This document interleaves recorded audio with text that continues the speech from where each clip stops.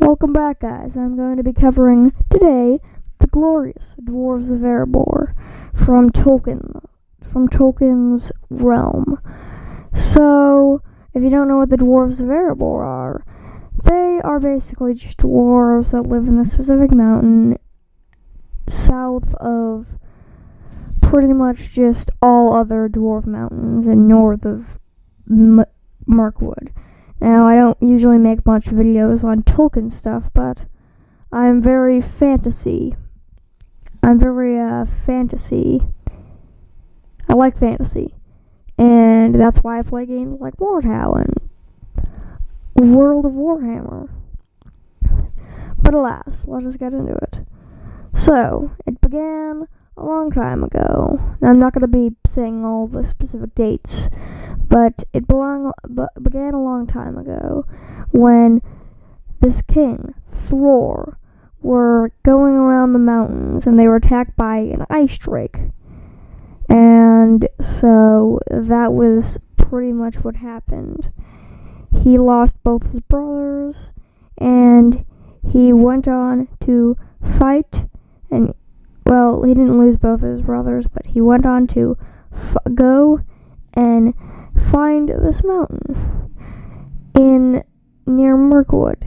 Now, he was like, there's not many mountains around here, but alas, let's do it. And he built Erebor. And so around this time, he was in there, and he went deep. They went deep. All of his dwarf servants went deep into the mountain, as dwarves usually do, but they didn't want to end up like their friends in Moria, because you know what happened in Moria. Big ass giant demon came out of the ground. But alas. So they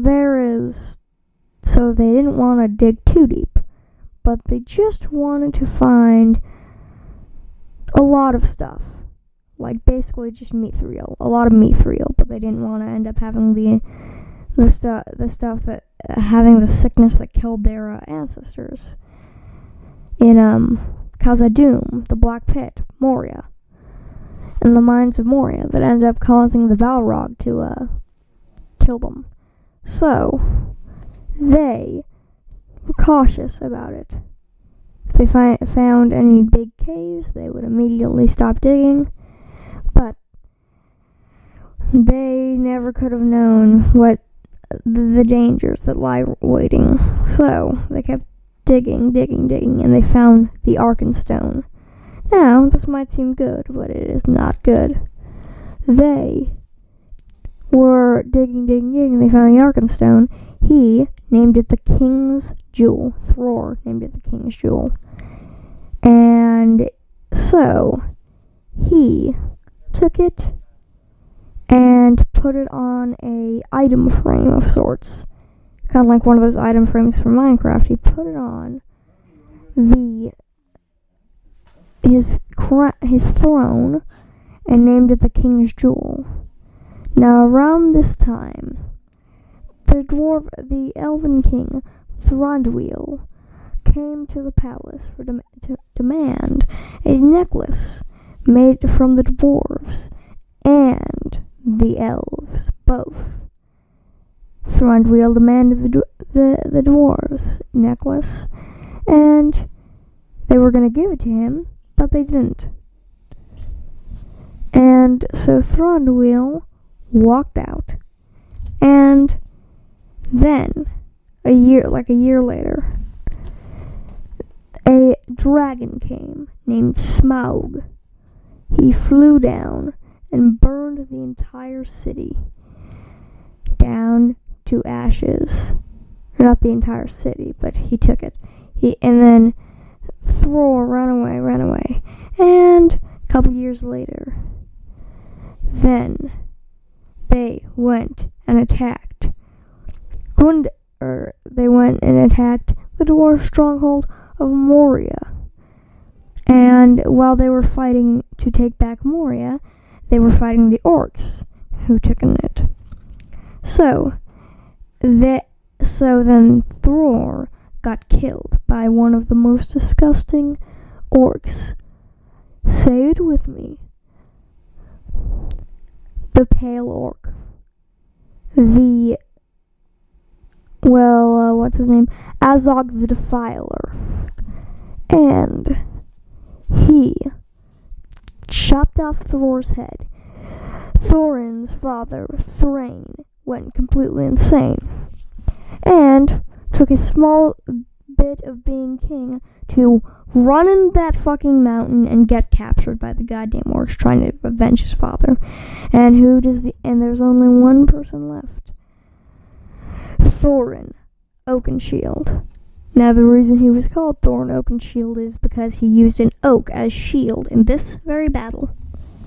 A piece of oak that was chopped off a tree just recently, and he grabbed it and used it as a shield while fending off all of the orcs and chopping off the arm of Azog the Defiler. And so, this is around the time that the Hobbit starts. So, then the hobbits go around and go around and go around the Hobbit goes around and goes around and goes around with a group of 13 elves dwarves. And he runs around and runs around, and then he finally finds the mountain, and he puts the key in the back of the mountain and gets in. He has a conversation with Smaug, and it goes a little something like this. Thief. Smaug would just continue to call him Thief, and he was like, "No, almighty Smaug, please, do not kill me. I was just trying to gaze upon you. The stories. I just wanted to see the stories. If the stories were really true." And he was like, "You see now?" And then he was like, "Why? The stories have fallen truly short now." And so then they realize that he's just a fucking hobbit, and he runs away.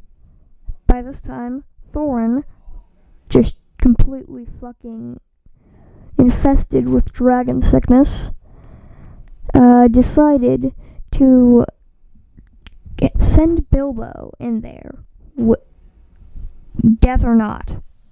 So, then that happens, and then eventually he takes back the entire dwarf kingdom, now sick with dragon sickness. Then he cures the dragon sickness somehow, but in the battle that he cures the dragon sickness in, he dies. The end. Peace, bros. If you like this video, please subscribe, and as always, bros, if you like the video, please subscribe, and as always, bros, peace.